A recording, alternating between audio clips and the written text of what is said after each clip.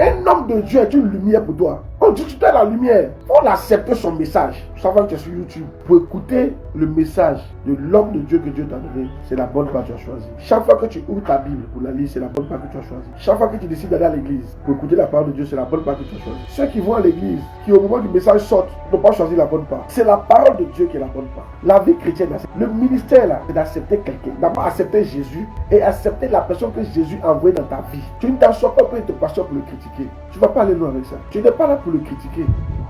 Tu es là pour l'accepter. Il dit à tous ceux qui l'ont reçu, elle a donné le pouvoir. Le mystère de la vie chrétienne consiste à recevoir quelqu'un. Il dit, celui qui vous reçoit me reçoit. Donc Jésus m'a envoyé dans ta vie là. Ou bien Jésus a envoyé un pasteur dans ta vie là. Tu dois recevoir le pasteur. Ton rôle, ce n'est pas de critiquer le pasteur. Et le recevoir, tu le reçois avec tout ce qui est dedans. Tu n'es pas là pour me critiquer. Tu n'es pas là pour critiquer mes idées, mes priorités. Ce que je dis. Le message que j'ai là, ce n'est pas un message qui vient de moi. C'est un message qui vient du Seigneur. Le message que Dieu m'a donné là, c'est un message pour rebâtir les fondements religieux. Donc c'est un message qui est dur. Et si tu ne peux pas, il ne faut pas suivre. Accepte le message que je te donne. C'est le message que Dieu m'a donné là, que je te donne. Et ça n'a pas changé. Je vais le prêcher que je vais mourir.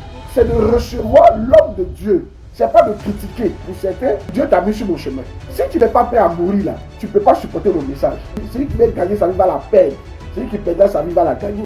Il faut accepter ça. Plein de vous ne peuvent pas accepter. Tu n'es pas mon fils parce que tu le dis dans ta bouche. Tu n'es pas ma fille parce que tu le dis dans ta bouche. Tu es ma fille parce que tu fais ce que je fais et ce que je te dis de faire. Jésus a dit, je fais ce que je vois mon Père faire. J'entends et je fais ce que mon Père me dit de faire. Est-ce que toi tu fais ce que moi je fais? Tous ceux qui ne font pas ce que moi je fais, je ne vais pas te rejeter. Mais ton règne spirituel, c'est pas ce que tu as. Parce qu'un vrai fils regarde son papa et il fait exactement ce que son papa fait. Son papa se sacrifie, il se sacrifie. Son papa va à gauche, il va à gauche. Son papa s'arrête, il s'arrête. Quand son papa dit ça c'est la priorité, ça devient la priorité de tout le monde. Quand son papa dit on vient ici, on vient ici. Quand son papa lui dit quelque chose, il fait. C'est comme ça qu'on devient enfant de quelqu'un. Il a dit aux pharisiens, vous n'êtes pas les enfants de mon père. Votre papa c'est le diable. Vous faites ce que le diable vous dit de faire. Est-ce que beaucoup d'autres ne marchent pas pendant qu'on baptise? Est-ce que c'est pas ce que le monde nous dit qu'on fait? Est-ce que c'est parce que nos parents nous disent qu'on fait? Souvent vous êtes dans une église et vous faites ce que les frères font. Vous êtes influencé par des frères, pas par votre pasteur. Et tu poses la question, tu es enfant de qui? Mais pourquoi sont les frères qui vont t'influencer? Les frères qui font du mal, pourquoi c'est eux qui vont t'influencer? Pourquoi c'est eux qui doivent suivre? Les frères qui ne font pas l'œuvre de Dieu, les frères qui ne font pas de l'œuvre de leur priorité, les frères qui cachent leur argent,